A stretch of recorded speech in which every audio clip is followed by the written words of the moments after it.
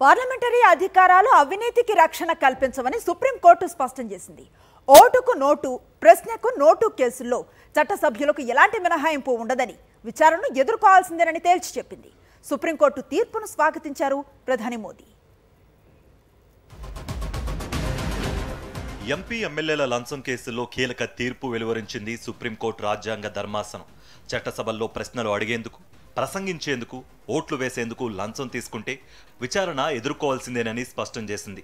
ఈ విషయంలో ఎంపీలు, ఎమ్మెల్యేలకు ఎలాంటి మినహాయింపు లేదని, రాజ్యాంగపరమైన రక్షణ ఉండదని తేల్చి చెప్పింది. ఈ మేరకు ఏకగ్రీవ తీర్పు వెలువరించింది 7 సభ్యుల విస్తృత ధర్మాసనం.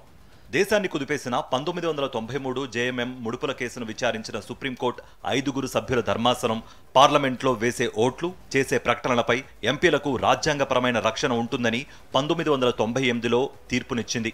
రాజ్యాంగంలో ఆర్టికల్ 105(2), 194(2) ప్రకారం వారికి ఇమ్యూనిటీ ఉంటుందని పేర్కొంది. కాగా 2012లో జరిగిన రాజ్యసభ ఎన్నికల్లో జేఎంఎం ఎమ్మెల్యే సీతా సోరెన్ ఒక పార్టీ అభ్యర్థికి ఓటు వేయడానికి లంచం పుచ్చుకుని మరొకరికి ఓటు వేశారనే ఆరోపణలొచ్చాయి. దీనిపై సిబిఐ కేసు నమోదు చేసింది. ఈ క్రిమినల్ కేసును కొట్టివేయాలని కోరుతూ ఆమె తొలుత జార్ఖండ్ హైకోర్టును ఆశ్రయించారు. హైకోర్టు తిరస్కరించడంతో సుప్రీంకోర్టుకు వెళ్లారు. దీంతో ఎంపీ, ఎమ్మెల్యేలు లంచం వ్యవహారం మరోసారి చర్చనీయాంశమైంది. చీఫ్ జస్టిస్ డివై చంద్రచూడ్ నేతృత్వంలోని 5 సభ్యుల ధర్మాసనం ఈ పిటిషన్ను విచారించింది. 1998లో పిబి నరసింహారావు వర్సెస్ సిబిఐ కేసులో ఇచ్చిన తీర్పును పునః పరిశీలించాల్సిన అవసరం ఉందని అభిప్రాయపడింది. ఇందుకోసం 7 సభ్యుల విస్తృత ధర్మాసనాన్ని ఏర్పాటు చేసింది.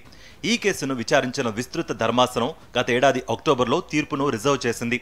అవినీతికి పార్లమెంటరీ అధికారాల ద్వారా రక్షణ ఉండదని స్పష్టం చేస్తూ తాజాగా తీర్పు వెలువరించింది. లంచం ఆరోపణలు ప్రజా జీవితంలో విశ్వసనీయతను దెబ్బతీస్తాయని పేర్కొంది.